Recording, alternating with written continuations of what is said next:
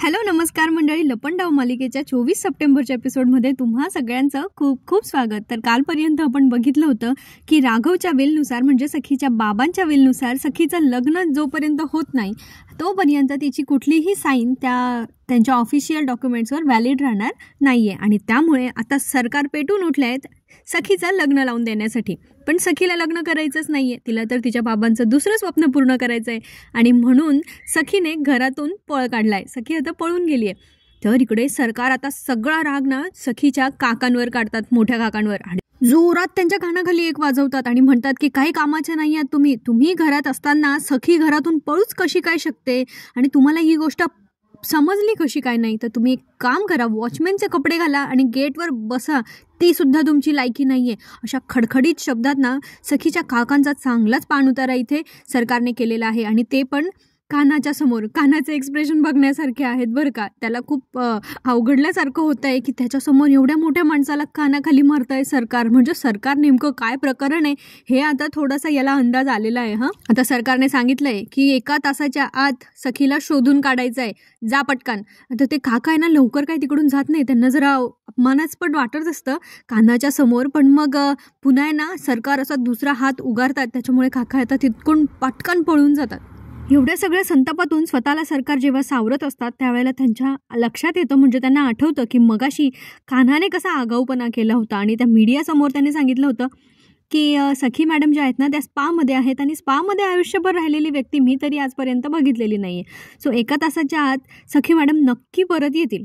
मगाशी काकांना कानाखाली खाताना बघून कान्हा जरा घाबरलाय बहुतेक. त्यामुळे तो मॅडमकडे फक्त बघत असतो सरकारकडे, आणि सरकार एक बोट त्याच्याकडे दाखवतात आणि असं पॉईंट करतात त्याला, इकडे आणि इकडे ये जरा बाजूला. आता कान्हा तिथून बाजूला येतो तेव्हा आता सरकार त्याला म्हणतं, तूच होता ना मगाशी त्या मीडियासमोर आगाऊपणा करणारा, तूच म्हटलं होतंस ना की सखी 1 तासाच्या आत घरी परत येईल म्हणून, तर आता तू सखीला 1 तासाच्या आत परत घरी घेऊन यायचं. तर कान्हाला कळत नाही आहे मॅडमशी बोलायचं कसं. पण मग कान्हा येतो शेवटी. सरकार त्याला सांगतात की मला 1 तासाच्या आत सखी घरी पाहिजे आणि ती कशी आणायचं ना ते तू बघायचं, कारण तू मीडियासमोर सांगितलंय ती 1 तासाच्या आत घरी येणार आहे. आणि जर नाही आली 1 तासाच्या आत सखी घरी तर मग काय तुझी खैर नाही. आता कान्हाला सरळ सरळ सरकारने धमकी दिलेली आहे. त्यामुळे कान्हाकडे आता दुसरा काही पर्याय नाही आहे. पण मग डोकं शांत करतो कान्हा आणि इथे मॅडमला समजवतो, म्हणजे सरकारला सांगतो की तुम्ही जरा पाणी घ्या आणि जरा डोकं शांत करा आणि मी काय बोलतोय ते जरा व्यवस्थितपणे ऐकून घ्या. आता तो सरकारला पाणी पिण्यासाठी म्हणून सांगत असतो, पण त्या सरकारे अल्कलाईन वॉटर पितात ना, त्या असं पाणी का पिणार आहेत बरं, म्हणून त्या काही ते पाणी पित नाही. पण आता कान्हा त्यांना समजावून सांगतो की कसं आहे ना, मुलांना आहे ना आपण रागवलं की ते आपल्यापासून लांब पळतात आणि जर प्रेमाने समजवलं ना तर ते आपल्या जवळ येतात. म्हणजे ना आता इथे कान्हा धनऋणाची जी कॉन्सेप्ट आहे ना ती इथे या मॅडमला समजावून सांगत असतो की पॉझिटिव्ह कसे एकमेकांचा पासून लांब जाता आणि निगेटिव्ह पॉझिटिव्ह कसे एकमेकांच्या जवळ येतात, असं ती कॉन्सेप्ट समजावून सांगत असतात. पण मग इथे सरकारला काय ऐकून घ्यायचं नसतं. पण मग कान्हा आता काहीतरी पुढे असा जादू करतो ना त्यांच्यावर, अशी काहीतरी प्लॅनिंग सांगतो की ज्याच्यामुळे सरकारला कान्हाचं म्हणणं ऐकूनच घ्यावं लागतं. आता ते म्हणणं काय आहे ते काय मी तुम्हाला शब्दात सांगत नाही, ते आपण बघूया पुढच्या स्टोरीमध्ये. पण बाकी काही म्हणा, कान्हाला सरकारला पण गुंडाळता येतं बरं का. आता हे सगळं एक्सप्लेन करताय ना तो तिथे खुर्चीवर जाऊन बसतो सरकारच्या समोर. म्हणजे बघा ना केवढी हिंमत. सरकारच्या समोर घरात कोणी बसत नाही, ऑफिसमध्ये तर सोडूनच द्या, घरी सुद्धा नाही बसत कोणी. त्यांच्या समोर कोणी पाणी पिणार नाही त्यांच्या परवानगीशिवाय, आणि हा चक्क तिथे बसलेला असतो. हे बघितल्यावर सरकार जरा त्याच्याकडे आश्चर्याने बघतात की काय चाललंय तुझं. आता कान्हा तिथून उठतो आणि मग म्हणतो, बरं ठीक आहे मी इथेच उभा राहतो आणि मग तुम्हाला समजावतो. आणि इथे कान्हा आता मॅडमला समजवतो सरकारला की कसं आहे ना, तुम्ही जेवढं सखीला असं फोर्स करणार आणि तिला एखाद्या गोष्टीसाठी चिडचिड कराल ना तिच्यावर, तेवढी ती तुमच्यापासून लांब जाईल. तर तुम्ही ना तिला प्रेमाने समजवा. आता हे प्रेमाने समजवणं म्हणजे काय आहे हे कान्हाने पुढे काय सांगितलं आहे ते आपण बघूया. पण सरकारला कदाचित कान्हाचा प्लॅन आवडला आहे आणि त्याचप्रमाणे ते आता पुढे वागणार आहेत. तर आता आपल्याला पुढे बघायला मिळतं की सखी निघाली आहे घर सोडून. ती आता कारमध्ये बसली आहे आणि तिच्या आईचा तिला फोन येतो, म्हणजे सरकारचा. त्यावेळी ती कोणाशी तरी फोनवर बोलत असते की एखाद्या ठिकाणी तिला राहण्यासाठी वॅकंट जागा रूम वगैरे आहे का म्हणून. पण तेवढ्यात तिच्या आईचा फोन येतो. मग ती म्हणते की थांबा मी तुम्हाला 2 मिनिटांनी फोन करते. तर तिच्या आईचा व्हिडिओ कॉल असतो, म्हणजे सरकारचा. त्यावेळेला सखी त्यांच्या व्हिडिओ कॉल ते रिसीव्ह करते आणि मग म्हणते, हां बोल आई, सॉरी सरकार, काय म्हणताय. त्यावेळी इथे सरकार आता त्यांचा ड्रामा सुरू करतात. व्हिडिओ कॉल ओपन करून बसलेले आहेत मॅडम आणि इथे मग म्हणत असतात की तू जसा एक निर्णय घेतलायस ना, तसा मी पण आज एक निर्णय घेतलाय आणि तोच सांगण्यासाठी मी तुला व्हिडिओ कॉल केलाय.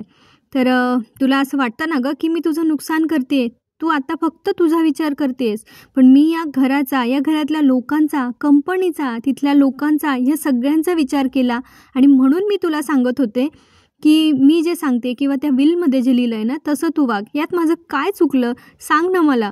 माझा खूप जीव आहे गं तुझ्यावर, मी खूप प्रेम करते तुझ्यावर. असं सगळं मेलोड्राम्याने त्या बोलत असतात आणि सखी पण त्यांच्या बोलण्याला फसते. पण मग सरकार पुढे म्हणतात की मी हा विचार करायला हवा होता हे सांगण्याच्या आधी की तुझी पण काहीतरी स्वप्न आहेत, तुला तुझी स्वप्न पण महत्त्वाची आहे, ती पूर्ण करायची आहे आणि तुझ्या बाबांचं स्वप्न होतं म्हणून मी तुझं हे शेवटची इच्छा म्हणून ते लग्न मला लावून द्यायचं होतं आणि तेच आपल्या कंपनीसाठी योग्य आहे असं मला वाटत होतं. मी काही तुझ्या वाईटाचा विचार करेल का रे बाळा. म्हणजे किती गोडगोड आणि चापलुसी करतात ना ह्या. म्हणजे जेव्हा त्यांना काम काढून घ्यायचं असतं ना सखीकडून तेव्हा त्यांचा हा सूर असतो आणि ज्या वेळेला काम होऊन जातं त्यावेळेला तर लगेच पलटी मारतात आणि मग म्हणतात सरकार म्हणायचं. अशी कुठे आई असते का हो. सखी पण त्यांच्या बोलण्याला भुलते आता आणि मग म्हणते, आई अगं तू पण माझ्यासाठी खूप जवळची आहेस, माझाही तुझ्यावर खूप जीव आहे, पण मग तू का नाही ऐकून घेतेस माझं. आणि त्यावेळेला आता सखीच्या लक्षात येतं की तिची काकू आहे ना, लहानी काकू, ती दरवाजा जोरजोरात बडवते. म्हणजे या सरकारने कदाचित हे नाटक क्रिएट केलं आहे की त्यांनी स्वतःला रूममध्ये कोंडून घेतलं आहे आणि बाहेरून लोक आता त्यांचा दरवाजा वाजवत आहेत. तेव्हा सखी म्हणते, आई तू दार का लावून घेतलंयस, तू दार का उघडत नाहीयेस आणि काकू का अशी दरवाजा वाजवतीये, काय झालंय आई. त्यावेळेला आता सरकार सांगतात की जसा तू एक निर्णय घेतलायस ना या घरातून बाहेर पडून तुझ्या बाबांचं दुसरं स्वप्न पूर्ण करण्याचा, तसाच एक निर्णय मी पण घेतलेला आहे आणि तो निर्णय असतो तो म्हणजे धमकी. त्याच दरम्यान आहे ना तिकडे मीनाक्षी काकू पण येतात, म्हणजे सखीच्या मोठ्या काकू. त्या म्हणतात काय झालं. तेव्हा छोट्या काकी सांगतात की ना सरकार दारच नाही उघडत आहेत, मी मगासपासून प्रयत्न करते. पण मग सखी आता तिच्या आईला ओरडत असते की तू दार का नाही उघडते, काय चाललंय तुझ्या मनात. त्यावेळेला सरकार आता खूप असं हतबल झालंय असं दाखवतात सखीला आणि मग म्हणतात की तुझ्यासारखाच मी पण एक निर्णय घेतलाय. आता तो निर्णय म्हणजे काय तर बघा, आता इथे सरकारने सुरी काढलेली आहे आणि तिला सांगत असतात की जर तू माझं नाही ऐकलं, म्हणजे हे झालं ना असं की बंदुकीच्या टोक्यावर पकडून समोरच्याकडून आपलं काम काढून घेणं वगैरे, तसंच इथे काहीतरी धमकी देण्याचा प्रकार इथे सरकारने केलेला आहे.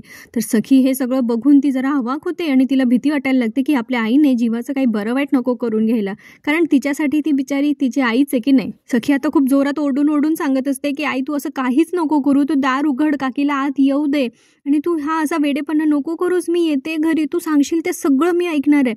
पण मग आता सरकार म्हणतात की नाही, तू मला आत्ताच्या आत्ता येऊन इथे प्रॉमिस दिलंस ना तरच माझा याच्यावर विश्वास बसणार आहे. म्हणजे आता सखीकडून प्रॉमिस काढून घेण्यासाठी म्हणून या सरकार ज्या आहेत ना यांनी स्वतःला खरोखर कट पण दिला आहे एक सुरीने. पण मग ते बघितल्यानंतर आणि ते रक्त होतं आणि त्यावेळेलाच ना फोन असा जरा खाली पडतो, म्हणजे तिथल्या तिथेच, आणि ते रक्त ज्या वेळेला पडत असतं तर ते खाली कार्पेटवर पडत असतं. हे बघितल्यानंतर सखी मात्र खूप जास्त घाबरते आणि ती खूप जोराने असं त्रागा करत असते, आई आई म्हणून ओरडत असते. आणि ते कॅबवाले जे ड्रायव्हर काका असतात ना त्यांना सांगते, अहो दादा तुम्ही वळवा ना गाडी, जिव्हाळा बंगल्याकडे घ्या, मला घरी जायचं आहे. परत त्यांनी हे खूप असा मेलोड्रामा रंगवला आहे की इकडे सरकारने स्वतःला कट करून घेतला आहे, तिकडे सखी ओरडती आई आई म्हणून आणि इकडे बाहेर मीनाक्षी काकू आणि छोटी काकू दोघंही दरवाजा बडवतायत की सरकार दरवाजा उघडा, दार उघडा. आणि ते सखी त्या ड्रायव्हर दादांना खूप फोर्स करते की लवकर चला हो, मला माझ्या आईला वाचवायचं आहे. पण आता ते ना ज्यावेळेला युटर्न घेतात त्यावेळेला भयंकर ट्रॅफिक असतं आणि त्यामुळे त्यांना सखीला तिच्या घरी जाण्यासाठी ना 2-3 तास लागणार असतात. तर सखी तिथेच उतरून जाते आणि ड्रायव्हर काकांना एक्स्ट्राचे पैसे देते आता, आणि वाट सापडेल ना तशी ती पळायला लागते, अगदी धावत सुटते. आणि त्याच दरम्यान ती स्वतःच्या जीवाकडे सुद्धा बघत नाही की इकडून गाडी येणार की आपल्याला लागेल की काय, काहीच नाही. तिच्या डोक्यात फक्त एक असतं की तिला लवकर घरी पोचायचं आहे आणि तिच्या आईचा जीव वाचवायचा आहे. म्हणजे बघा ना किती असीम प्रेम आहे तिचं तिच्या आईवर. तेवढ्या तिकडे सखी ती पुस्तकं सगळी तिची बॅग वगैरे घेऊन आणि एका हातात फोन पण असतो आणि ते घेऊन ती जोरात तिकडे धावत असताना अचानक तिच्या हातातून पुस्तकं पडतात. म्हणजे तिला एका गाडीचा धक्का लागला असं तिला वाटतं आणि मग तिची पुस्तकं पडतात. तेव्हा ती पुस्तकं उचलण्यासाठी म्हणून जाते तेव्हा एक 2 व्हीलर अचानक त्या पुस्तकांच्या जवळ, म्हणजे जिथे सखी खाली बसलेली असते ना तिथे त्या गाडीचं चाक जे आहे 2 व्हीलरचं पुढचं चाक ते अचानक येऊन थांबतं आणि त्यामुळे सखी जाम बिथरते. तर तिला असं वाटतं की कोणीतरी तिला उडवणार आहे आता. पण तेवढ्या तिच्या लक्षात येतं की ती गाडी दुसऱ्या तिसऱ्या कुणाची नसून कान्हाची असते. आणि मग सखीच्या जरा जीवात जीव येतो, कारण ती आत्ता आहे ना, तिला समजत नव्हतं की घरी लवकरात लवकर कसं पोहोचायचं. पण ती इथे आता कान्हाला बघते आणि त्याला रिक्वेस्ट करते की मला लवकरात लवकर तू घरी सोडू शकतोस का. तेव्हा कान्हा म्हणतो हो हो चला चला मी तुम्हाला सोडून देतो. आणि इथे त्यांनी आपल्याला त्यांचे हळूवार क्षण दाखवलेले आहेत आणि मध्ये मध्ये थोडंसं बॅकग्राऊंड म्युझिक लागतं. तुझे नि माझे नाते चंचल, छान आहे हे पण सॉन्ग नाही का. तर आता सखी फायनली कान्हाच्या गाडीवर बसते आणि कान्हा त्याच्या कमरेला एक शर्ट लावलेला असतो ना, तो सखी आणि त्याच्या भोवती तो शर्ट आवळतो. म्हणजे त्याला एका शॉर्टकटचा रस्ता माहिती आहे, जो रस्ता जरा ओबडखाबड आहे आणि त्यामुळे सखीला काही इजा होऊ नये, ती पडू वगैरे नाही म्हणून घेतलेली ही काळजी, असं म्हणून कान्हा तिला सांगतो. आता सखी ज्या वेळेला कान्हा त्या शर्टने दोघांना बांधत असतो ना, त्यावेळेला जरा कान्हाच्या इकडे झुकते आणि मग त्या दोघांच्या कदाचित हृदयामध्ये वाजे समथिंग होतं की नाही माहीत नाही, पण असं थोडंसं तरी आपल्याला त्यांनी होताना दाखवलेलं आहे. दुसरीकडे सखीच्या काक्या बाहेरून सरकारांना दरवाजा बडवताय की उघडा दार उघडा, आणि इकडे सरकार बघा किती नाटकं करताय. म्हणजे त्यांचं लिटरली मनामध्ये असं फिलिंग चालू असतं की काय यांचा इमोशनल ड्रामा चालू आहे बाहेर. आणि दुसरीकडे आपल्याला बघायला मिळतो की गल्ली बोळातून शॉर्टकटने कान्हा कसा त्या सखीला तिच्या घरापर्यंत पोहोचवण्यासाठी प्रयत्न करतोय आणि एकदम सुपरफास्ट एक्सप्रेसने त्याने त्याची गाडी जी आहे ना ती सखीच्या घराकडे वळवलेली आहे.